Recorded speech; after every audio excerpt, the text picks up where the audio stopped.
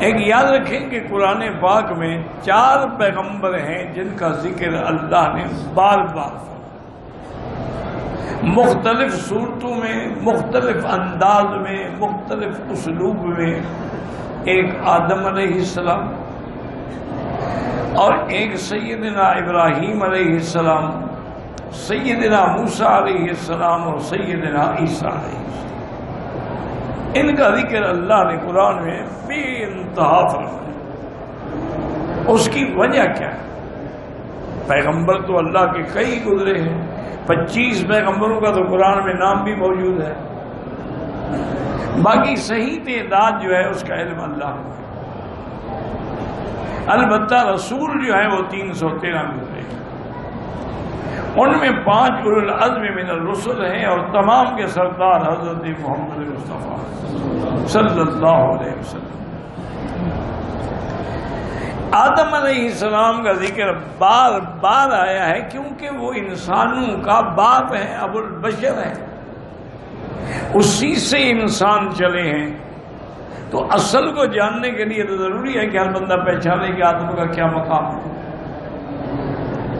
اس لیے اللہ نے آدم کا پیدا کرنا، آدم علیہ السلام کو اپنے ہاتھوں سے بنانا، آدم علیہ السلام میں روح مبارک پھونکنا، پھر آدم علیہ السلام کو جنت کا ساکن سکان میں سے بنانا، اور آپ کی بائیں پسلی میں سے بی بی حوا کا پیدا، یہ ساری تفصیل قرآن میں۔ اس لیے کہ ہمارے باپ حضرت، جو باپ کو نہیں پہچانے گا وہ کیسی اولاد ہوگی؟ اچھا، سیدنا ابراہیم علیہ السلام کا ذکر بار بار ہے، اس کی وجہ کیا ہے؟ ایک تو اس کی وجہ یہ ہے کہ وہ بھی ابو الانبیاء والمرسلین ہے، اس کی یعنی سلسلے میں اللہ نے کئی نبی رکھے۔ اب دیکھیں نا، حضرت ابراہیم علیہ السلام بھی نبی ہے، ان کا بیٹا اسماعیل بھی نبی ہے، ان کے بیٹے حضرت اسحاق بھی نبی ہیں، حضرت اسحاق کے بیٹے یعقوب بھی نبی ہیں، حضرت یعقوب کے بیٹے حضرت یوسف بھی نبی ہیں۔ تو وہ تو نبی الانبیاء ہیں۔ اور دوسرا یہ ہے کہ جو اصل ہمارا مرکز اسلام ہے کعبۃ اللہ، اس کے بنانے والے حضرت ابراہیم،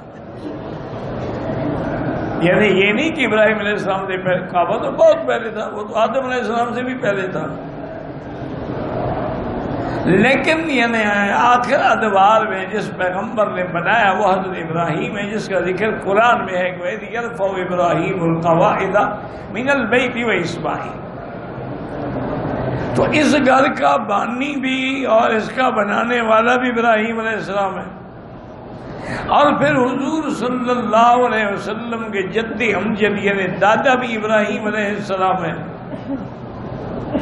آپ اسماعیل علیہ السلام کی اولاد میں، اسماعیل حضرت ابراہیم کی اولاد ہے۔ اور اسی طریقے سے اللہ کے پیغمبر جو ہیں وہ ملت ابراہیم سے ہیں۔ اور دوسری وجہ یہ بھی ہے کہ یہودی بھی کہتے تھے کہ ہم ابراہیم علیہ السلام کی ملت پہ ہیں، نصرانی بھی کہتے کہ ہم بھی ملت ابراہیم پہ ہیں، مشرکین مکہ بھی کہتے تھے کہ ہم تو بالکل ملت ابراہیم پہ ہیں، ہم تو اس کے گھر کے مجاور ہیں۔ جیسے آج کا مشرک بھی یہی کہتے ہیں کہ ہم تو موحد ہیں، ہم نماز پڑھتے ہیں، روزہ رکھتے ہیں، حج کرتے ہیں، زکوٰۃ دیتے ہیں، ہم کیسے کافر ہو سکتے ہیں؟ یہی وہ بھی سمجھتے تھے کہ صرف کعبہ بنانے سے شاید اسلام آ جائے گا۔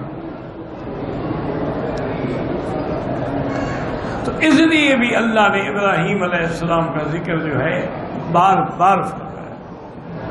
اور دوسرا میرے مدنی پاک کی بعثت میں جہاں اور چیزیں ہیں وہاں دعائے ابراہیم بھی ہے کہ آپ نے دعا مانگی تھی کہ یا اللہ ان کی قوم میں سے ایک نبی بھیج، وَبْعَثْ فِيهِمْ رَسُولًا۔ اس لیے حضور فرماتے تھے کہ انا دعوت ابی ابراہیم، میں اپنے ابا ابراہیم کی دعا ہوں، وَأَنَا بِشَارَةُ أَخِي عیسیٰ، اور عیسیٰ علیہ السلام کی بشارت ہوں، وَأَنَا رُؤْيَا أُمِّي الَّتِي رَأَتْ، اور اپنی ماں کا خواب ہوں، میری ماں نے میری پیدائش سے پہلے دیکھا تھا۔ اس لیے بھی ابراہیم علیہ السلام کا ذکر بار بار آیا۔ حضرت موسیٰ علیہ السلام کا ذکر بار بار کیوں آیا ہے کہ مدینے میں یہودی موجود تھے جو دعویٰ کرتے تھے کہ ہم تورات پہ عمل کرتے ہیں، حالانکہ وہ تورات کے مخالف تھے۔ اگر تورات پہ عمل کرتے تو حضور پر ایمان لے آتے۔ تو اس لیے موسیٰ علیہ السلام کا ذکر بھی بار بار آیا کہ جب اللہ کا نبی یہودیوں کے سامنے حضرت موسیٰ کی بات سنائیں گے تو ان کو تو ماننا چاہیے کہ ان کو کیسے پتا ہے۔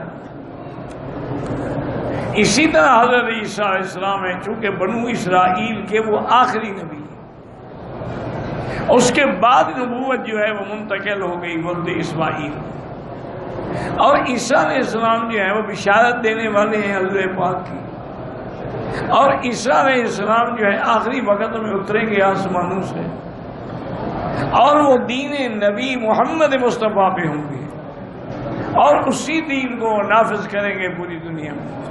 اس لیے ان کا ذکر جو ہے وہ بار بار ہے۔